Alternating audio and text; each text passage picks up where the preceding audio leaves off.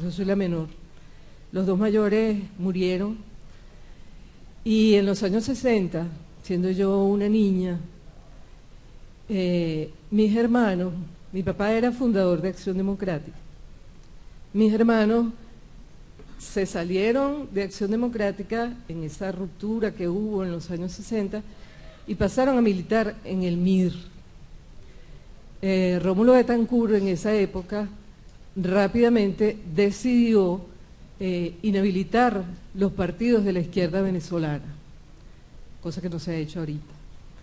La izquierda venezolana, representada por el MIR, el Partido Comunista, pasaron a la clandestinidad. Eso lo sabe el profesor, que lo sufrió. Mis hermanos, jóvenes, estudiantes, universitarios, en su legítimo derecho a la protesta, a la agrupación, a la organización, se enrolaron en las filas de las luchas revolucionarias de esa época. Y les puedo decir que he sufrido en carne propia lo que su madre y su familia vivieron en los campos de concentración, pero yo lo sufrí aquí en Venezuela.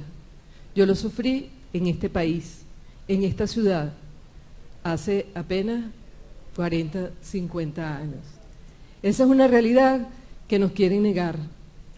Yo les puedo decir que cuando yo estaba pequeñita, y se lo manifiesto a usted, porque eso marcó mi vida, a mí me despertó un Digepol, en la época se llamaban Digepol, los que hoy son DICIP, poniéndome un fusil en la cabeza.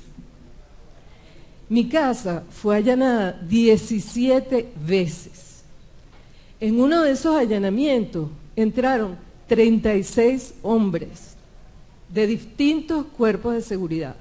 El CIFA, la PTJ, la Digepol, tenían muchísimos nombres. Como yo era la más pequeña, yo me tenía que quedar a presenciar eso para no dejar sola a mi mamá. Mis hermanos huían, había una serie de señas que cuando ustedes, la mayoría son jóvenes, no lo saben, que eso pasó aquí, pero los que sí tienen un poco de canas en la cabeza, no existía en esa época un nacional, un universal, un Globovisión, para denunciar las atrocidades que se cometieron en este país, las atrocidades que vivió mi familia. Yo tengo un hermano que fue desaparecido durante muchos días y llegamos a temer lo peor. Lo peor en esa época era que lanzaban a la gente de los helicópteros vivas. Hay no sé cuántas, no se sabe la cantidad de personas desaparecidas. Ese hermano, por intermedio de Dios y de no sé cuántos personas a quienes mi mamá acudió, y logró llegar hasta el Ministerio de Relaciones Interiores, a la oficina de Carlos Andrés Pérez, la queja, y mi hermano apareció colgado de las manos durante no sé cuántos días, parado, descalzo, sobre un ring de un carro. Ese es mi hermano, brutalmente torturado. Mi hermano, como gracia en esa época, le dieron para comer tenedor y cuchillo. Es decir, no lo mataron, no, y le dieron un tenedor. Esa fue una concesión. Mi hermana, una de mis hermanas, vivió prisión, jovencita, vivió prisión en la cárcel de Los Teques por repartir volantes en una manifestación. Las manifestaciones de antes no eran cubiertas por los medios de comunicación. Las manifestaciones de antes no permitían que los manifestantes se acercaran a las barreras de los policías, a escupirlos y a insultarlos, como sucede hoy en día. Los manifestantes de antes no eran héroes de nadie. A los manifestantes de antes se les encerraba y se les torturaba. No es cierto que estamos viviendo en una sociedad polarizada desde hace 15 años. Nosotros tenemos 60 y más años viviendo en una sociedad polarizada. La diferencia está en que la polarización de antes, como vivíamos en una democracia representativa, significaba que el poder se lo repartían dos partidos políticos. Y las izquierdas, pues simplemente eran un adorno, una cosa ahí que después que se legalizaron, pasaron a ser su participación electoral, la de las izquierdas, pasó a ser algo folclórico, pues algo que se permitía, pero nunca se llegó a obtener ni 7% de la votación. Todos los partidos de izquierda juntos. O sea, vamos a llamar la MUD de la izquierda de aquella época. Las circunstancias, que no voy a mencionar porque es de todas conocidas, permitieron la irrupción de un hombre. Las circunstancias de injusticia social y de injusticia política que se vivía en este país permitieron la irrupción en Venezuela de un hombre que ha marcado y ha partido la historia de Venezuela en dos. Hugo Chávez nos tiene aquí a nosotros divididos, hablando de si nos aceptamos o no nos aceptamos, de si nos toleramos o no nos toleramos. ¿Cómo hacemos para vivir con el contrario? Él es el culpable, supuestamente. Él es el culpable de habernos enfermado, él es el culpable de haber destruido la sociedad, como lo he escuchado muchísimas veces. Él es el culpable de todo lo malo que nos pasa. Es decir, de este lado están los buenos y de este lado está la chusma, las hordas, qué sé yo, los burros, chaburros, chavestias, monos, monicacos. Bueno, yo soy chavista. Vamos a decir las cosas por su nombre.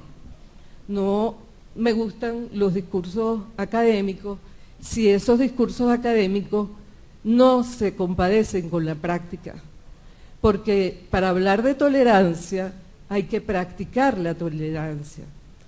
Hace 12 años, en el año 2002, y les voy a decir una cosa, de mi terror al pasado, de esos trastornos que le quedan a uno, que además me hicieron cobarde, le tengo pánico a un uniforme, pánico a una autoridad, pánico a un policía. Yo no voté por Chávez en el 98, no voté por Chávez porque militar. Y mis hermanos, aquellos que fueron torturados, me decían, pero el discurso de él se parece al nuestro. Yo no es militar. No tardé mucho tiempo en percatarme de las coincidencias ideológicas, de las coincidencias en su discurso social.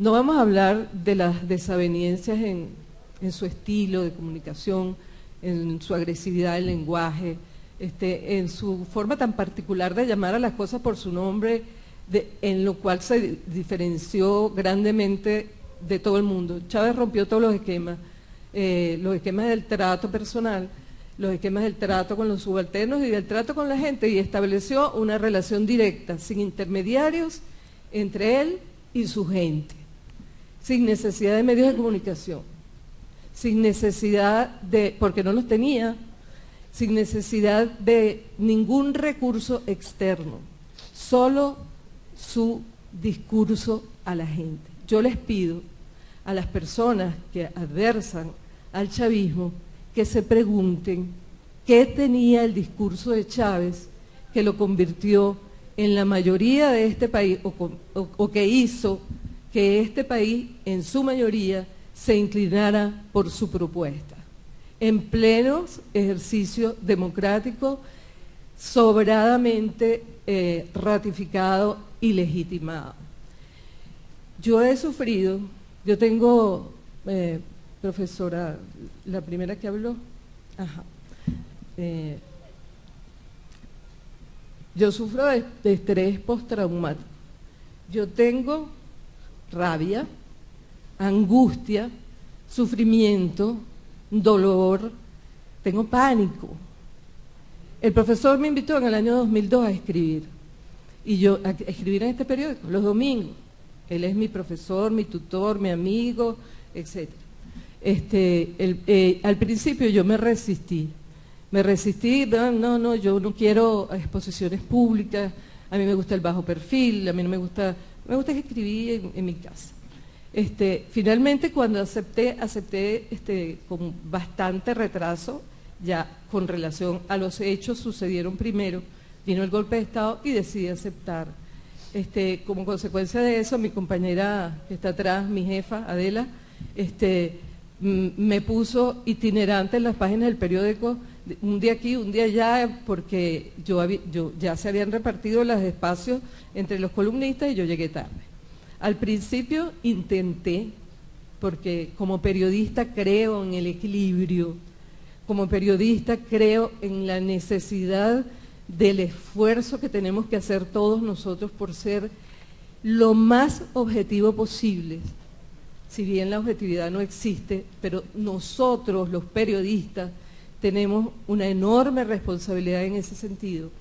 Y al principio, a pesar de que el género de opinión no entra dentro de ese patrón de que uno tiene que ser equilibrado y no, porque la opinión es libre, intenté como analista, voy a ser analista político, intenté ser equilibrada. Pero los hechos se sucedieron con tanta violencia que rápidamente yo tuve que tomar partido y obviamente en honor a mis hermanos, en honor al hogar en el que yo me crié, en honor al padre que renunció a Acción Democrática porque él no iba a seguir militando en un partido que perseguía y torturaba a sus hijos, en honor a toda esa historia y en honor a ese hombre en el que yo creí con todos sus defectos. Podemos hablar N cosas de los defectos de Chávez, pero su proyecto político se correspondía con lo que yo pensaba era necesario para este país.